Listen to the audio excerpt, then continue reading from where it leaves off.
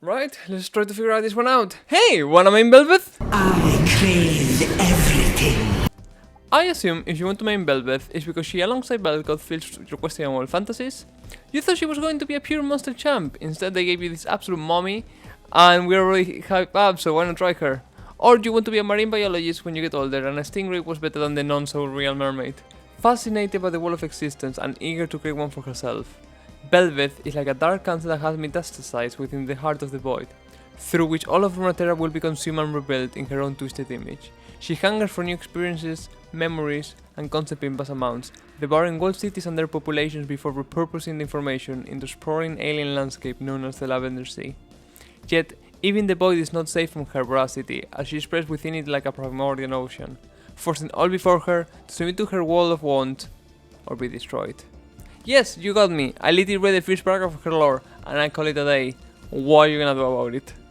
To be fair, my thought on Bel'Veth is quite solid. I don't know if gameplay-wise, you know, I keep finding the Q a bit weird, but it might just be me, you know, it's new. I had to get used to it, as I mentioned on the sketch. All her other abilities relate to someone already, like Rust, and then Katarina, and then Viego. So, you know, probably that's why I'm kinda already used to the other ones. Lore-wise, I read a little bit. I didn't read it all, but it seems quite solid. I mean, big body that wants to destroy the universe. Fair enough, billion origin story. Alright, let's move into her abilities then. Silence everyone. Welcome to another university assessment of a champion. Her passive, Death in Lavender. It sounds very poetic. Anyways, Belveth attacks a third faster than the average champion and can exceed attack speed cap. However, all her damage from auto attacks, including on hit procs, are reduced to 75% damage. Additionally, just like other infinite scaling champions like Senna's AD or Thresh Armor, she does not gain attack speed per level. She has Lisin's passive but better. Every time Belveth casts in the ability, she gains 2 stacks of Death in Lavender, granting her bonus attack speed up to 6 store auto attacks. Additionally, she becomes Ghost while holding stacks. When she kills or assists on a champion or monster takedown within 3 seconds of damaging them, Belveth gains a stack of Lavender, the thing that gives her attack speed. Large monster gives her 1 stack and epic monster gives her 2 stacks. Belveth's Q is Void Surge. Yes, I know what you're thinking. If they're a big, ugly and purple, why does it have to say Void? And you might be thinking, what are you talking about, minion? Void Reef, Bel'Veth W, Void Rush, Rex's R, Void Shift, Call of the Void, Void Swarm, over half of Matraka Kit, Void Ooze, Cosmos E, Void Spike, and Void Assault, Kha'Zix E and R, Void Stone, Kassadin's passive, Void Seeker, Kaisa's W, Vorpal Spike. Wait, what? Well, Cho'Gath does not have anything called Void. It's okay, my boy, Kha'Zix calls you, and you can play with Void Spike anytime you want, my boy. However, give me your passport. You're just Shuriman now, you're not the boy, sorry. Poor Cho'Gath. Doesn't mean a low blow from him. He just wants to be loved by his Void family. Wait, what's the Cho'Gath? Oh, that they should go by champion titles, and you will be included. Of course. Wait. Wouldn't Kog'Maw be left aside there then? Yeah, you're right. Who cares about Kog'Maw? Alright, so her Q is Void, everything coming my way. Bel'Veth can dash into whichever direction she wants as long as she has the cooldown on that direction active. She has 4 segments with independent cooldown of each other, similar to Urgot's legs. She deals reduce on hit and critical damage to whoever dashes through, as well as AD damage. When all dashes are on cooldown, the cooldown shown in the box is when the next segment will be available. The refresh timer is reduced with attack speed, and it can be reset with W, which I will explain in like 30 seconds. This ability cannot go through walls on normal form. Above and below is what you want to do to Bel'Veth, and funnily enough, is also the name of her W. She slaps her tail on a rectangular area around her, dealing magic damage and knocking enemies for up to 0.25 seconds, and applying a 50% slow for up to 2.25 seconds. This is also known as Rust W. Additionally, if you manage to hit a champion with this ability, the Q dash will reset on the direction you hit the target. So, if you do dash forward, W, I will be able to dash forward again instead of having to wait, because I hit W ahead of me, so same goes for sideways and backwards. Royal Maelstrom is her survival ability. Belveth roots herself for up to 1.5 seconds, where she gains 70% damage reduction, so you can understand very easily 1000 damage attack deals 300 to you now. And applies Lifesteal. This ability does increase physical damage based on enemy's percentile missing health. This stance can be cancelled by pressing the ability again or by using any other ability. Endless Banquet is what your team is going to be if you let the enemy Bel'Veth get the first herald. From level 6 onward, just in case it wasn't clear, Bel'Veth auto-attacks applies a mark to the target. Every 2 auto-attacks she deals bonus. Right, I don't want to scare you, you seem very excited with the durability patch, true damage. Don't worry, it gets worse, this stacks indefinitely against champions and up to 5 times against monsters. However, if you switch targets, this stacking will be refreshed.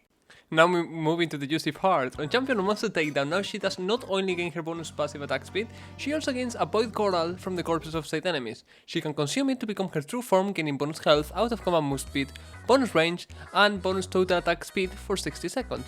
Also, it heals her when she consumes it. However, because this is a 2022 champion, the Herald and the Baron Asher grant her an enhanced void coral, which gives her everything I just said for 180 seconds, 3 minutes, and now she can summon her small void army when enemy champions die near her. Alright, I want you to picture this. It is minute 8. She has been level 6 for a minute now. Herald spawns. She gains mid, gets Prio, and moves into Herald. She does it. She gains enhanced true form until minute 12 roughly, saying she did Herald at minute 9. She repeat ganks mid, gets the kill. She summons Herald and she has the void minions. You lose Fist Tower at minute 9:30. All plays are on Bel'Veth and her mid laner, and a double wave plus void minions are pushing to your tier 2 with a headbutt left from Shelly. What do you do? And why Surrender 15 was your answer? It was a rhetorical question. It is because when she killed you, she consumed your void essence, refreshing her enhanced form for up to 180 seconds again. So now she has until minute 12:30 unless she takes a dragon, which she will with her super mid prio, or gets a kill, which she will. Oh yeah, this is not all of her R. When she consumes the coral, she deals true damage on an explosion around the coral she's consuming and slowing enemies ramping from 25 to 99%, so kinda like a mini Nuno on Willem ult. And her Q can go through walls now as well. Alright, now moving to her build, you're going to start with an Ember Knife and a refillable potion. And for your actual build, you're going to do a Blade of the Ruined King into defensive boots, Immortal Chamber or Kraken Slayer into Ginshu Rage Blade, followed by a Wit's End or a Death Dance, and finishing with a Guardian Angel, a Mortal Reminder, or a Titanic Hydra. You can do the Mythic first if you prefer and move the Borg to the 4th item slot, however, Borg Rush is pretty good right now in my opinion. Also, because we don't want her to be AP, your AP build is going to be Dasher's Tooth, into Zorks, into Ginsho, into Riftmaker, following by a Cosmic Drive and finishing with a Rabadons. And your max in order on this build is going to be WQE instead. Because she's the new champ, I'm going to give you 2 builds to try just in case they actually work in the near future. So the first build is going to be a full-on Bruiser build, it's going to be a Divine Thunderer or a Trinity Force into defensive boots, Titanic Hydra or Ravenous Hydra into Death Dance, followed by a Mortius, and finishing with a Random Omens, a Spirit Visage or a Guardian Angel. And then a even more tanky build, you're gonna start with a Borg, followed by a defensive boots, then you're gonna do an Ice Gauntlet, followed by a Death Dance, a Maul Mortius, and finishing with a Guardian Angel or Random Omens as well. For your summon spells, you will run Smite with Ghost to stick even better to the targets, Smite Exhaust, or if you want of course, Smite Flash. For your runes, you're going to run Lethal Tempo or Conqueror, followed by Triumph, then Legend Alacrity or Legend Tenacity, and finishing with a Last Stand. For your secondaries, you're gonna have Magical Footwear with Cosmic Insight, and your mini runes are going to be Attack Speed, Damage, Armor. Now moving to your combos, you can Q Flash to redirect the damage, you can W Flash as well, Q, Auto Attack, Q, Auto Attack, WE as your fast trading combo.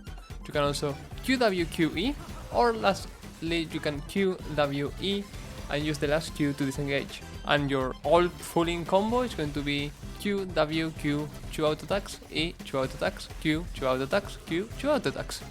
First of all, you're mainly a farming jungler like Kayn or Evelynn. However, against certain weak early junglers, you can play aggro and invade more frequently. Your standard 6 camp clears are going to be blue into Gromp and smite on there, followed by wolves, raptors, red, and finishing with Krags, where you are going to smite big Krag. Or, if you're on the other side, you're gonna do red into Krags, smite, followed by raptors, wolves, blue, and then finishing with Gromp and our smite as well. Right, now some tips to send you on the right track. First of all, remember your R does not grant you invisibility, like for example Viego, so you can be killed with eating corals, so don't be super reckless with it. Consuming a coral when many are near will make them disappear, so don't think you can turbo combo eating 3 corals in a row next to each other. As mentioned earlier, try to play for soul and to get 2 heralds for a bigger power spike. Playing for soul means giving up the first 2 drakes and then getting the next 4. Q can dodge very smoothly skill shots, so don't spam it like crazy and be smart with it. Use your E as you would use Sonia's to stop a lot of force coming your way, or you can use it to try to finish enemies as they run from your attack range. Remember, it is missing health damage. Remember, void minions only come with the enhanced true form. This This is a great time to help push for early plays after a gank. Remember, Hans' true form is Herald and Baron.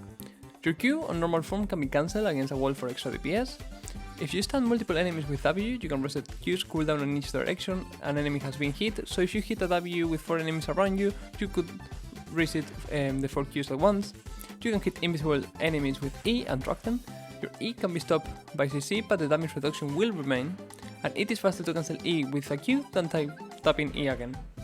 Moving into your matchups, I have selected from all data the ones I truly believe will stick from now on and are not just a case that people does not know how to play Belveth yet. So for your bad matchups, we start with Poppy, a very obvious one.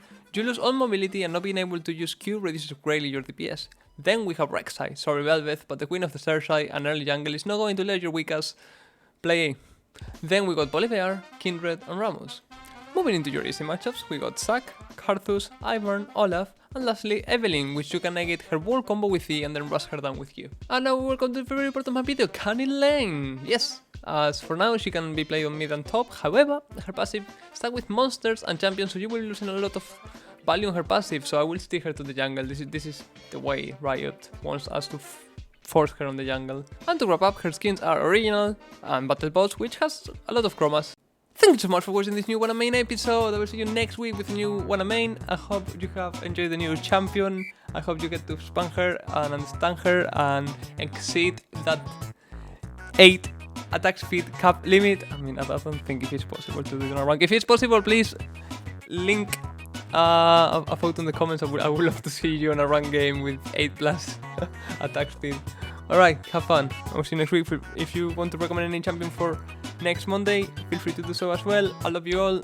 I will see you next week. Goodbye!